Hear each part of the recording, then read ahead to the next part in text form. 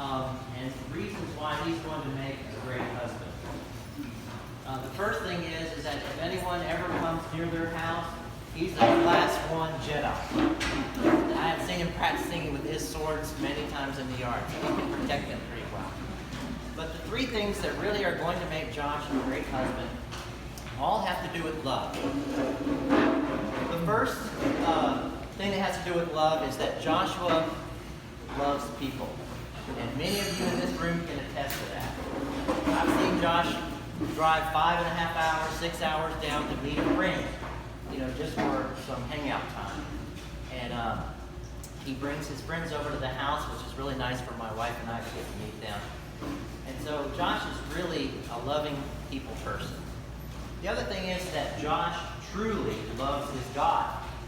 And he has dedicated his life to serving the Lord and taking Emma with him on this journey. And they'll soon be going to St. Louis to seminary. So we ask that you do pray for him. But Josh has always been one who has loved his God. And ever since he was in college, he's been dedicating his life to helping young people and helping classmates come closer to the Lord. So the first love being for people, the second love being for the Lord. And the third love is his love for Emma. And we knew, I hate to tell you this, Josh, but I knew right off the bat that Emily would make a great wife. And we were meeting her in Birmingham, and they were about to go off on this mission trip to South Carolina, right? I think it was the end of South Carolina, somewhere way out in the boonies. Due West, thank you. And so, and it was due west of everything. But anyway, and I met Emma, and she just had this glow about her. She was so beautiful and so kind. I just thought, oh, this is a good opportunity.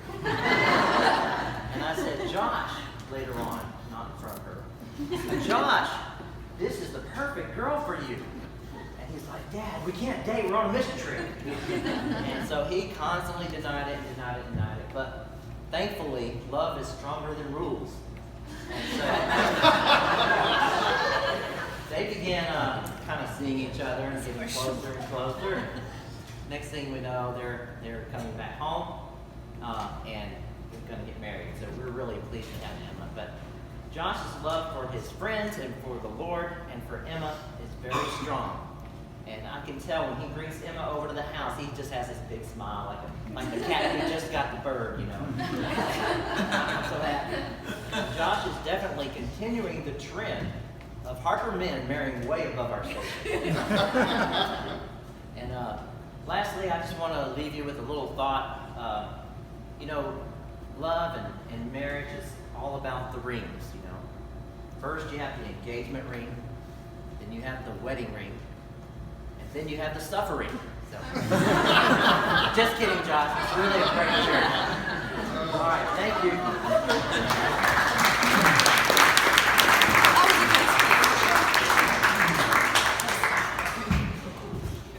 Oh, this will be good. I have mine written out, actually. So, Josh, welcome to our family. And we're so glad that you found Emma and she found you. We prayed all of our lives for a husband, for Emma, who lives daily acknowledging God's grace in his life, and here you are. It's been great seeing your love and commitment to each other grow over the past year. Okay, so some heads up about Emma. If you can't find her, like she's disappeared, look up, because she spent a lot of her childhood climbing door frames and like walking her way up the hallway and so on. It's so, just like, where is it? It's very possible. Okay. So if your life will be anything like it was for us while she was growing up, then you're going to have to watch The Little Mermaid a lot, too. Like over and over and over again. And then you have to suffer the humiliation of drawing your really, bad drawings while she's drawing perfect mermaid. And again, if you can't find her every once in a while, she could be out on a rock near your house going like this. All right, so speaking of her early childhood, this is probably a good time to apologize for all of the bad values instilled in her while playing with the various Ken and Barbie dolls in the classroom of John Smith doll at Redondo Beach Community College. Ken never did his homework, and John Smith was too interested in what Barbie was wearing to teach the class properly. Okay. So I'm glad that you like The Lord of the Rings and Spider-Man movies. We just went to the Spider-Man, and it was a great movie, and you loved it. Things like that. I hereby pass on to you all the book and movie and music analyzing talks that must take place in Emma's life on a daily basis. Amen. Emma Carter, soon to be Harper, has the, let's see, I gotta say this right. Oh yeah. So Emma Carter has, I wrote this down wrong. Oh, so she has seen the gospel message in more community episodes than any other person in the world. Okay, it's true. Okay. So, and this often has to take place at coffee shops too, in which the proper order for Emma is a tall, flat white, okay, and which is the shortest of all of the drinks. And I don't see how it's flat, and it's definitely not white. So, okay. So, seriously though, may the Lord bless you together, and may He shine His face upon you, and give you many happy years together. Amen.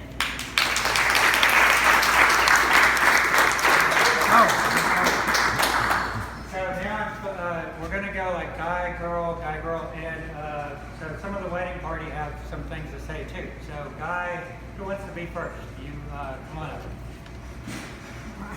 My song's long.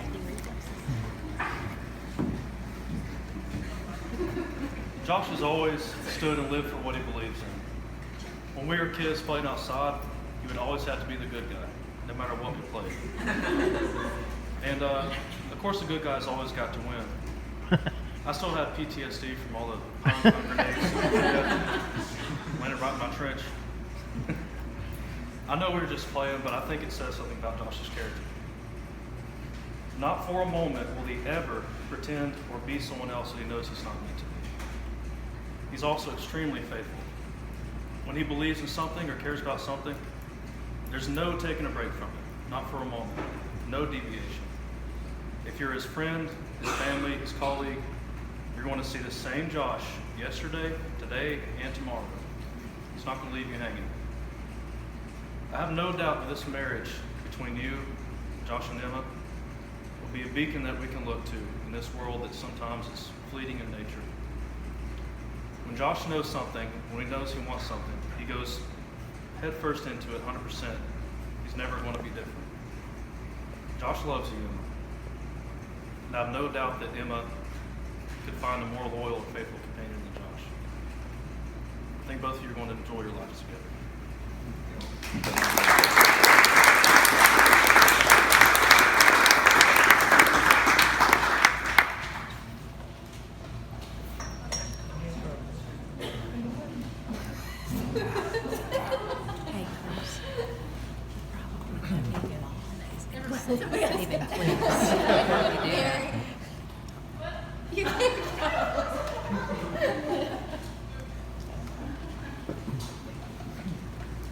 Yeah.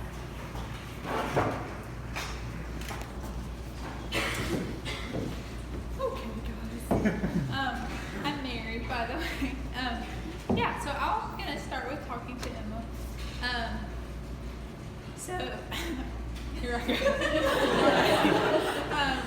You have been a huge part of my life through middle school when I was a brat, and through high school when we would drive around and be all angsty, and then in college when we would still drive around and be all angsty. And you just, throughout all the years, I know that I've been able to call Emma whenever I'm in a good mood or a bad mood, and that she will always answer my call. And from spending hours in the ballet studio to just whatever the heck we did. We would choreograph in y'all's house and do photo shoots in weird clothes. And I just always knew that we could goof off, but you would always point me to kind of the deeper things in everything, whether that was a movie or whether it was kind of any conversation. And I really, I can't believe that you're getting married tomorrow just because of how long we despaired that either of us would ever get married. But then we also dreamed about our weddings and really hoped that it would happen. And so I'm just so excited. And then Josh, from the moment that you started talking to Emma, y'all were going into ministry together, but I just remember one time Emma said, he talks about C.S. Lewis the same way that I talk about It's so true, so true. And so then true. just seeing how much you cared about her and the way that you planned the engagement, it's just you put so much thought into it. And I've never seen Emma so relaxed and happy and smiley as when she's with you. So I'm just very excited. And y'all have both just been through a lot already together, and I really admire the way that you have just kept your relationship so focused on the Lord and so kind and loving and just weathered so many things. So I'm really excited to watch y'all grow, and I'm excited for tomorrow, and I'm excited for everything after it.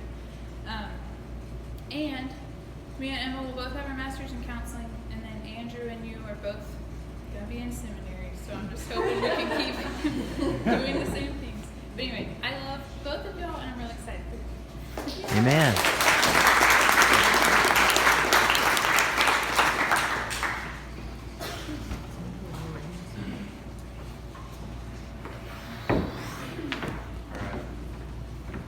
You'll have to forgive how cheesy, philosophical, and abstract all this is going to be, but we're talking about Josh. When describing people, I've always pictured a scene where they walk in a field and walk up to a massive, beautiful, long-branched oak tree. What a person does there tells me a lot about them. Do they climb it, take pictures, read in its shade, walk away? Here's what Josh would do. He would walk up towards it, look up, and say, dude, aloud, look down and find whatever Treebeard's theme is and play it on his phone. Then he would set down his chair line and slowly explore. Maybe he'd sit on a branch and listen to Old Pine by Ben Howard and look out into the sunset. And he would love that. But, unlike others, he's not trying to see how fast he can climb to the top, how big a tree house he can build, or how far he can jump from branch to branch. He'd assess first. He'd see that the tree's canopy made for cool shade and that the soft moss underneath was a perfect place to circle up camp chairs. At night, he'd use the dead branches as firewood and the live ones to hang twinkle lights. He'd install a rope. He'd hang a swing or two. He'd install a rope to get to the top so that there would be an astronomy tower. He'd make a playlist for the whole thing. Yes, definitely. He would be making space for all of us, Absolutely. his friends and family. He would invite us to share in his joy, and we'd get a mixed CD for the drive there. While he's quiet in big groups, he knows us individually very deeply. If you're here, it's not because you know Josh by association. He knows you personally. So I say, Josh, lean into what you do well. Create spaces for Emma like you do with everyone else. Create spaces for her to be safe and to grow and to challenge you. Be passionately loyal to Emma because you married her, for sure. Amen. But as C.S. Lewis says in Paralandra, grow apart in your own self so that when you come together you will complement all the better. Y'all's relationship will depend on your personal health in relationship to God. Be inviting and serving, but Emma and all of us need you to take care of yourself too. You've been a best friend to me, and I don't see that changing. My memories of our conversations and experiences are so sweet to me. But now I'm excited to make new memories with the Harpers together. And I reckon we'll be gathered around a fire near a big oak tree. For Josh and Emma.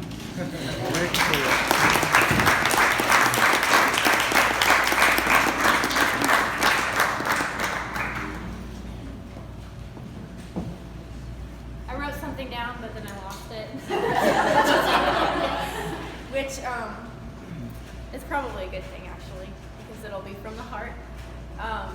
Dad kind of took my idea that I was going to talk a little bit about growing up with Emma, and he had a good adult perspective. As a kid, I can say that being Emma's partner in crime, which is what you are now, you're taking my place, so you better do a really, really good job. It's really the most fun thing you can ever do. We had probably more games with more backstory and more characters for more stuffed animals than anybody I could ever have known. And every game that we played, we would continue for months and months and months and months, sometimes over the years. And whatever we did, Emma would always throw herself 100% into it. If it was, if it involved crafts, you know, it would be making something beautiful out of, you know, this little wooden dollhouse that we had, and, you know, collecting all these McDonald's Happy Meals toys to bring into the dollhouse and suddenly make it beautiful and go outside and create little pots out of clay and paint them and decorate them, and everything she did, she really worked her hardest at to make special, which is, I think, something you probably know already. So I can see that I know you guys' house is already going to be beautiful. I know she has a million plans for it, and that you may not know all of those plans, but they're going to happen, so just embrace it.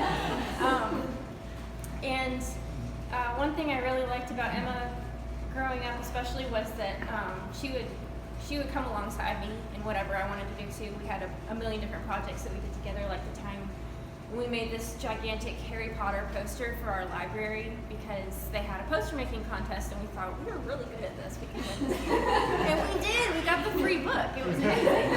All the other little children came and they saw our poster and they just got sad and went home. I think there were 2 other submissions to the whole contest. But she and I worked on it for weeks and weeks and weeks, and it was really, really good. And it would be the same whether we were saving up for toys for our dollhouse or making, you know, a Christmas present for somebody. So I think Emma sells herself short a lot on her capabilities as, you know, a saver and a work hard type of person, but she's got a lot of skill in those areas, especially when she's coming along somebody that she loves to join with them in a project. So I'm really looking forward to see what you guys do with your house and with your lives. And I think it will be scary and wonderful, and I will be there to support you quietly from the sidelines. And that's all.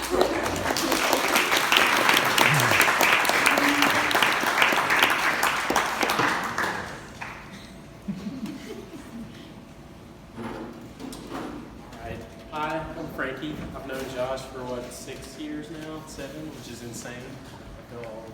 May not go as good without notes as Dr. Harper did, but here goes. So, and I just wanted to approach it as I thought about just the qualities of wow. No, but just there are a lot of qualities about Josh. When I think about Josh, the first one is just kindness and loving. So loving and kind to the point where, I don't know if Josh remembers this, but the first month I knew Josh was just eating back and forth with him in the calf. And I literally called him Kyle for the entire first month. He didn't correct me. Not once. So it was just like, you know, that was Q1 that he was just such a kind and, you know, loving guy. And, you know, that just goes into our friendship and just every interaction that he has with everybody. Quality 2, I would say, is passionate. You know, he's so, whatever he does, he's so just passionate about it. You know, whether that's RUF or his church family or Switchfoot or Need to Breathe. Josh is the sole reason why I love Switchfoot now. Need to Breathe.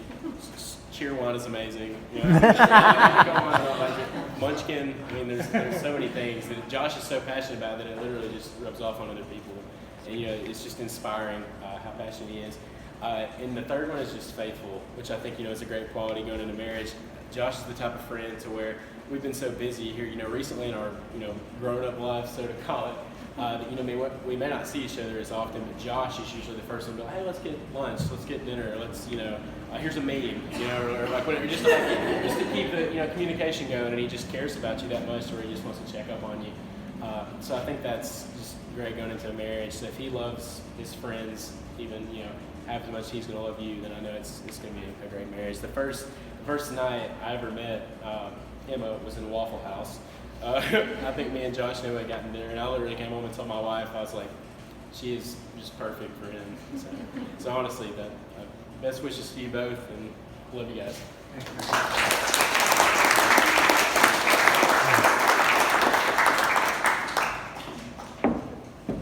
Hi. So I first encountered Emma, because there's a difference between meeting and encountering. In college, like the first or second day, and I thought that she was super intimidating, the most hardcore art student ever, and I was like, she's like the goal, and then there's me. And then I met her, and I could not have been more wrong, except for the part of being an incredible artist, because that's true. She was not scary like I thought at all. And it's rare that you have a relationship where you are more yourself the longer that you're friends with that person.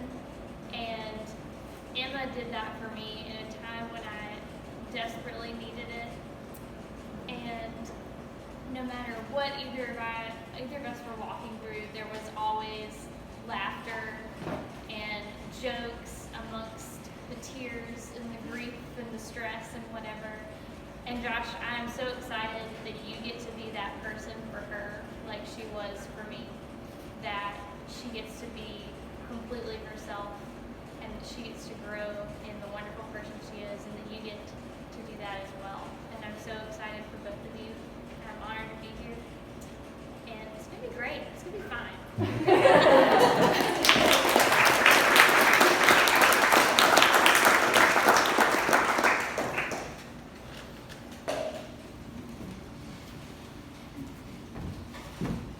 Hi, I'm Caleb. I'm one of Josh's friends from college, and I'm a nerd, self-professed. But one of the things that nerds really don't like to do is to reveal to other people that they are nerds. And so you can imagine just the shock and horror I had the first time I met Josh, and the first thing he wanted to do was talk about Lord of the Rings and Star Wars and this new sword that he was getting. And I just met him. It was great, because I was like, yeah, let's talk. I mean, this is cool. Can I come see your lightsaber collection? And the older I get, and I'm not that old, but the more I realize my life is made up of a lot of memories. And I've just found that those memories have more and more, Josh has become a part of those. We met in college, and that was a few years ago. And I worked, and so we spent a long time. Like, he would come over to our apartment, and I would listen to him, and he would listen to me. And a lot of those conversations were around, like, man, for him, who am I gonna marry? Is this ever gonna happen? Like praying about it, and sometimes feeling sad or anxious that it wouldn't. And so I moved away, and then he moved away to South Carolina. And I remember he called me one day. And I was just, spitting the breeze with him, catching up. I asked him to tell me about his co-intern. And he started talking. And the more he talked about her, the more I realized that she was also a nerd. And that, he told me she liked Harry-Potter and Star Wars.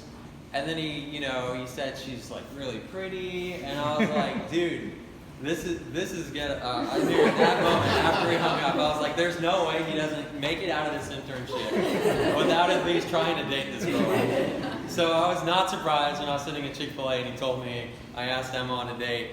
I was like, yes, this is it, And so I was disappointed I didn't really get to meet her until, it had been a while, then I met her and I was like, yeah, they're for sure getting married. And so, thankfully, here we are. It's happening, and I just think about Josh, and we talk about a lot of things, not just nerdy things. We also talk about Jesus a lot, and when I think about Jesus, one of the things that you see him do is he never gives up on anybody. He never gives up on his friends, the people he cares about, the outsider. He's all about bringing them in. And I think Josh is like that. I think he's inherited that. He will never give up on you. He'll never give up on a friend, family, and I don't expect him to ever give up on Emma.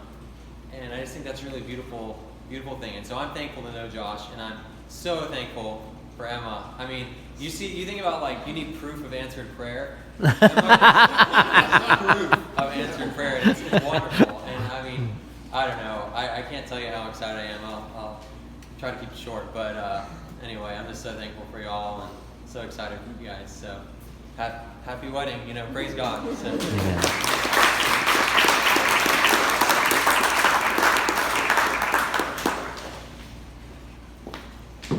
Hi, I'm Lydia. I lived with Emma her last year at Bellhaven, and I was thinking about our friendship and how I think that, like, the only reason we became so close is probably because every time I was in the same room as you, something really intense happened in one of our lives. And like the first time I ever met you was at Bellhaven's dance audition, where I decided halfway through that I did not want to do that, and I left. And you were in the hallway, and I was crying, and you were like my brother's friend, but we didn't know each other at all, so it was really weird. And then the second time I remember seeing you was when you needed help to design your business card for a class. So we were in the graphic design lab, and you were like losing your mind because you didn't want to use technology. And I was also like, this is my major, and I still don't know what I'm doing. So, and then the third time was when we were at our house, and I still didn't know you very well, but I was living with you now. So, but I decided to drop out of school, and you were like so much of part of what made me feel okay. Take it, I do not want to cry. But you just listened to me, and you didn't have to know the history of why I was making the choice. But you were so for it, and you didn't even know what you were telling me to do, I don't think. And you were just you listened and you asked so many questions that helped me realize what I valued and what I didn't want to do. And that means so much to me, and my whole life is so different because of you and because of those questions that you asked me. And I just loved living with you, and I laughed so much that year. I was just thinking about all the random art projects that you were doing your senior year, and like one of our other roommates dragging me across the floor while I took my picture. And my parents dropping in for a visit in the middle of that. So, just so many things. And watching weird Daniel Radcliffe movies with me that were like, we knew nobody else would get, but that we would be okay if we watched it together and it sucked. We wouldn't have to apologize to the other person. And then just eating avocados at weird times of day, and all the popcorn, and me just laying on the carpet at the end of a waitressing shift and just like not knowing what I was doing with my life, and being like, it's okay. And for some reason, like, so many people can say that, but when you say it, it just brings me so much peace. And I don't know Josh very well yet, but I'm really excited to get to know you. And I have seen the Chronicles of Narnia montage that you made in high school. So I just wanted to get that out on the table so you know that I've seen that. But I'm really excited for y'all and excited to be here today. Love you.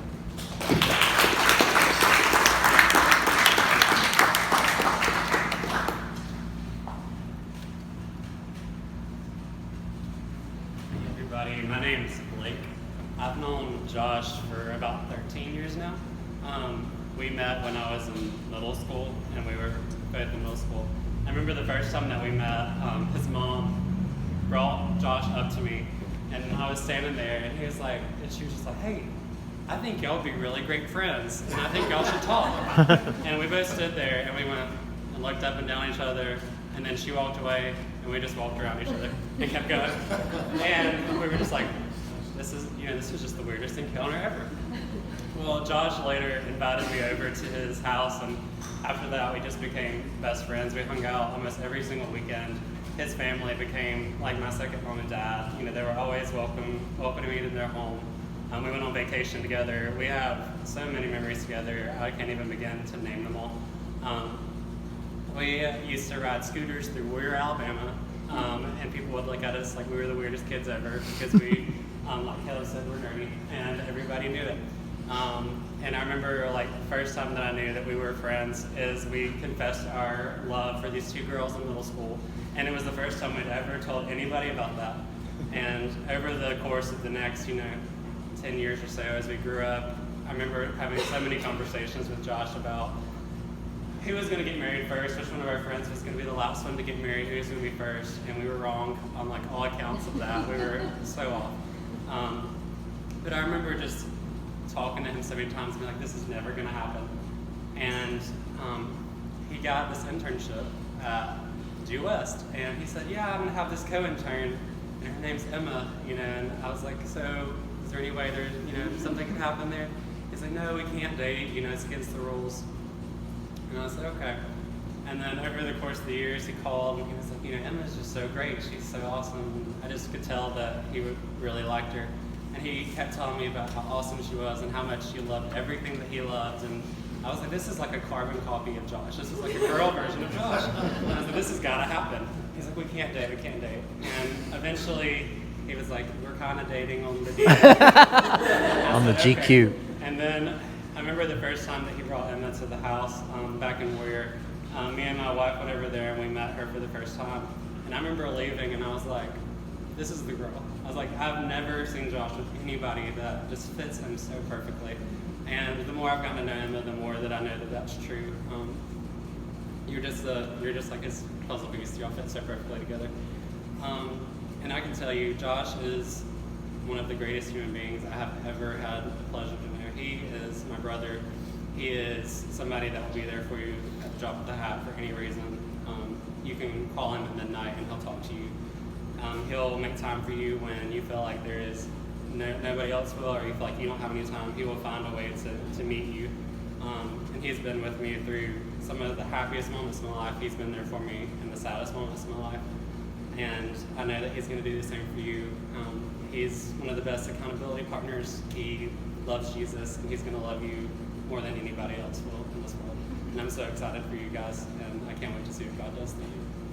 Amen.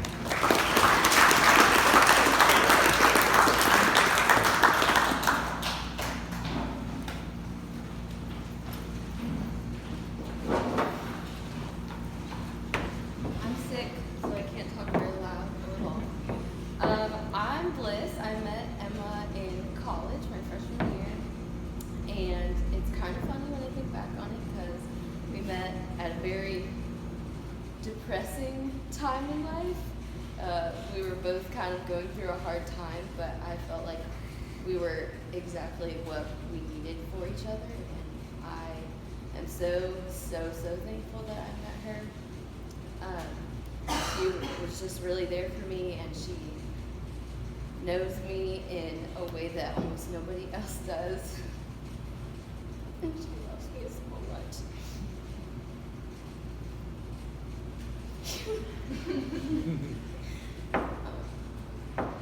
I'm just gonna cry, so you're just really special to me, and I'm really happy that you found Josh. Amen. It's a prayer, and it's just an echo of everything that everyone has said to me. Just echo everything amazing over that. I love you.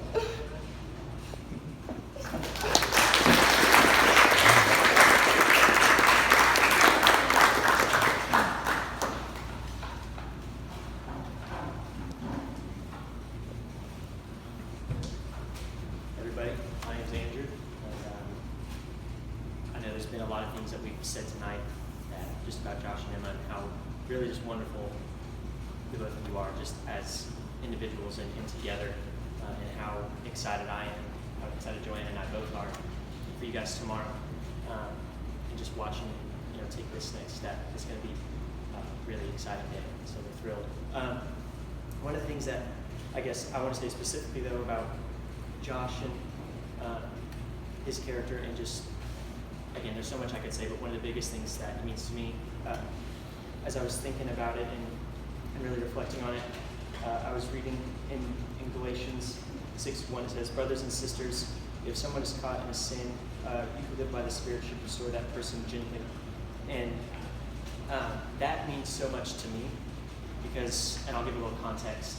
So when Josh, he was serving as an RA, he would have to work shifts.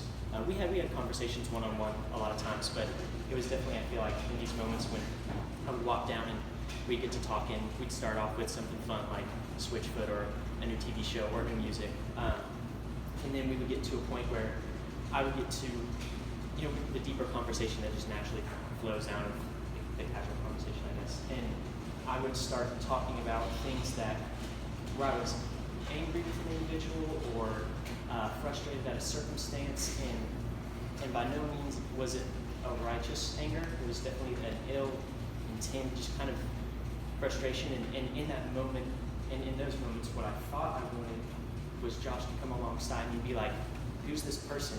Let's go get revenge." Like that's what I thought I wanted. And Josh was always there to say, well, let's take a look at what it really means to live by faith, and let's look at what the Word is telling us in this moment. And it was so encouraging, and I realize now that that's what I always wanted, was somebody who could challenge me in my faith, somebody who would push me to be a better example of what Christ is. And so I'm very thankful for that. And Emma, you share that same quality as well. I remember not too long ago, they were over hanging out with Joanna and I, and we were talking about a certain situation that has just kind of put a little wave in our life. And again, I wanted that gung-ho attitude, let's go get him, but they were both just very much, let's look at what the Word says and let's try and live by that. And so I'm very thankful for that because it's just made me a better person. It's really challenged me in my faith. I always tell Joanna, I think the one person out of my friends at Sanford who's challenged me the most to be more like Christ has been Josh. And it's because of the things that he says, but even more so because of how he lives his own life. It truly is a remarkable thing, and I'm just honored that I get to have gotten to witness that, and I'm honored that you guys are going to go forth and just represent him so wonderfully in your life. It's amazing. I'm excited to see what he's going to do for you both. So, Amen. Josh and Emma.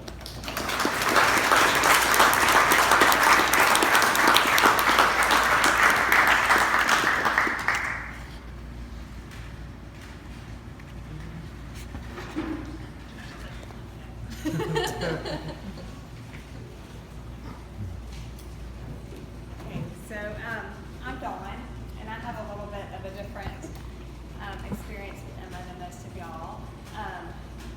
I first remember Emma probably at, I don't know when y'all came when you were like maybe 12, 13, and playing with the Thielman girls. And I just remember thinking how awesome it was. They were still so innocent and had this wild, beautiful imagination. And you would just see them, even at church, playing and in their own little worlds. How you just don't see that as much anymore. They just were able to carry that innocence and that childhood with them a lot longer than most little girls do. So then flash forward a long time. And then I had become the girls' discipleship director at our church for the youth girls, 7 to 12. And then I was told I was going to have an intern, which I was like, I need an intern. Do I need an intern? And so Emma applied, and I didn't know Emma. Like I said, I just had known who she was as a child. And she was not even our first choice, not because she was not the choice, but we just were like, she needs to be with college girls. Like she had expressed already that she wanted to do RUF at the time. And so we thought, we had talked to this other girl. Well, that all fell through. And so we were like, well, then it's Emma. It's got to be Emma. There was another girl too. But I think it was Brittany that said there's a difference between encountering Emma and meeting Emma. And that's a very, very true statement. Encountering her through the interview process, the Skype interview, the weird stuff and all that, and then having her come walk alongside me in a time in my life, I had no idea I needed an Emma. And she has been a joy and a blessing and a gift. Like Liz said, everything that you guys have said about her is so true, even things that I may not have experienced in the same way. That she is loyal, she's got this beautiful, wild imagination, and Josh that's a beautiful thing. Just treasure that in her. Don't squelch that in her. Her artistic ability. And she is loyal, fierce and loyal. And she's a pursuer of people. And she has pursued me through these years as I've had to walk some difficult paths, and she has as well. And it has been a joy to do that alongside of you. You have, like I said, you have been the thing that I did not know I needed in my life. You are a friend. You are a mentor to me as well. You speak truth to people. And yes, Lydia, when she says it's going to be okay, there's just a peace. You're just like, well, if Emma says it, it's true. It really is. But I have to say also with Josh, I'm going to speak to that real quick. When, as many of you have mentioned, when she said that she was going to be going off to do this RUF thing, I helped start RUF at University of Memphis, so I was like, yes, I was so excited for her. She was about to be leaving, and I said, have you met the guy that you're going to be working with? And she said, well, we're going to have to have coffee. I think you're going to have coffee meet anyway. And I remember you come up to the youth house at Altadena after you had met him, and you were like, it's bad. And I was like, oh no. And you're like, I mean, in a good way. Like, it's not, I mean, like, I think I'm going to like him. Date him, and what am I going to do? And here we are. So, and I just, and I remember getting so tickled. I was like, well, that's what happens with RUF stuff. I mean, that's how things happen. But I am really just thrilled to have known from that little seed and just to have watched that grow, to have met you, to hear all of these wonderful things said about you, Josh. It's just, it's music to my ears, and it just fills my heart with so much joy to know things that I thought that I knew about you, and to have all these people say that is an amazing thing, and a tribute to your character, and a tribute to you as parents as well, and the work that God has done in you. And you're getting the gym, and you are marrying up, and I'm kind of like her mama as well as her friend, so I'll come after you. But I am honored that you asked me. I know we've joked a lot about me being the old woman in the thing, but I am very, very honored that you asked me, and I do consider you as a dear, dear friend. And I love you both very much, and I wish you all the best. Amen.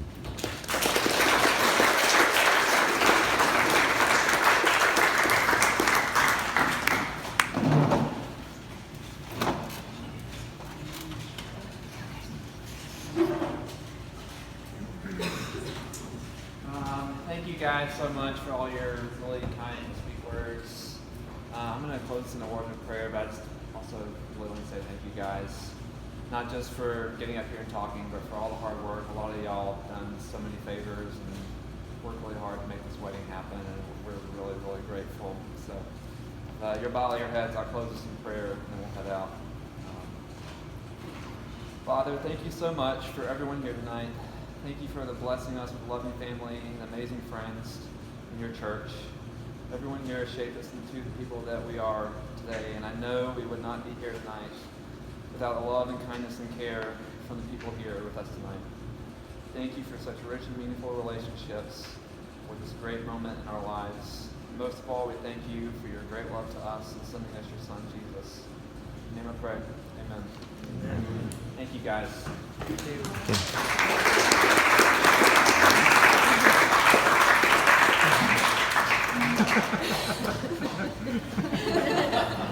Always dramatic, huh?